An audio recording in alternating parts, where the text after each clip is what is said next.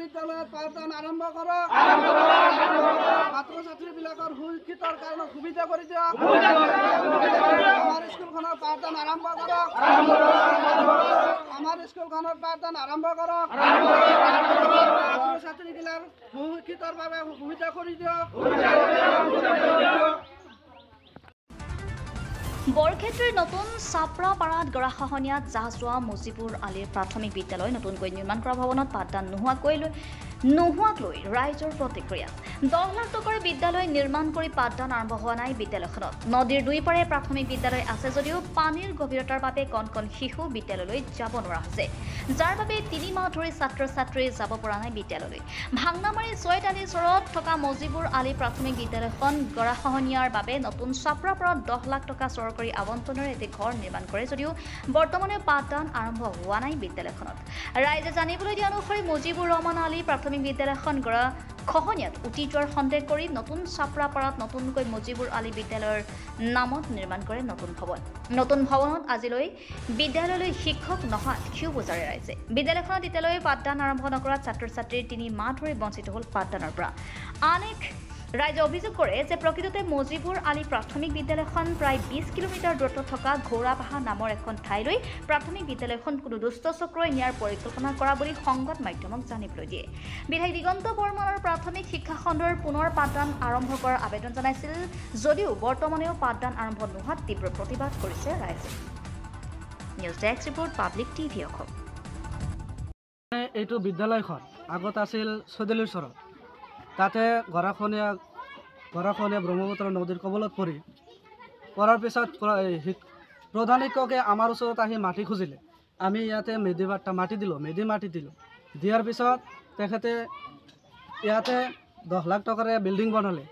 building বনোৱাৰ পিছত আজিলৈকে পাঠদান আৰম্ভ হোৱা নাই এইটো মুজিবুৰ আলী প্ৰাথমিক বিদ্যালয় এইখন স্কুলখন আগতে ছয়দলিচৰ আছে তাতে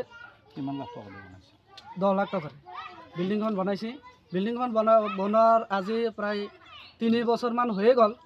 এতিয়ালৈকে পাঠদান আৰম্ভ হোৱা নাই গতিকে আমি তাৰে মানুহ তাৰ পৰা আমি গোটেইখিনি ইয়াতে আহিছোঁ নদী ভাঙাৰ পিছত আমি ইয়াতে আহিছোঁ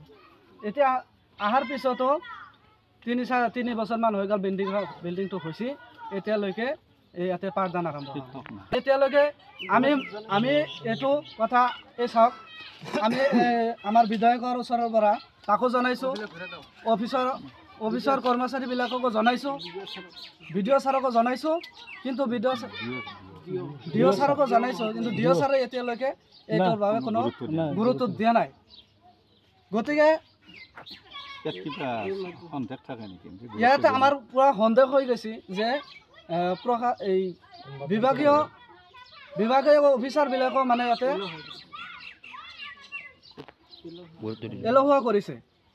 কৰি মানে আমাৰ ইয়াতে এই ছাত্ৰ ছাত্ৰীবিলাকৰ শিক্ষাৰ বাবে কোনো ধৰণৰ সা সুবিধা এতিয়ালৈকে হোৱা নাই এতিয়া ছাত্ৰ ছাত্ৰীখিনি আমাৰ ইয়াৰ পৰা প্ৰায় 3 কিলোমিটাৰ দূৰত এখন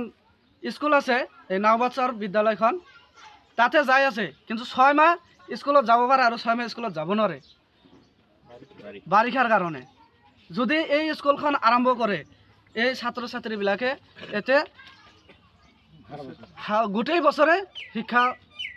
ল'ব পাৰিব বা এতে পাঠদান দিব পাৰিব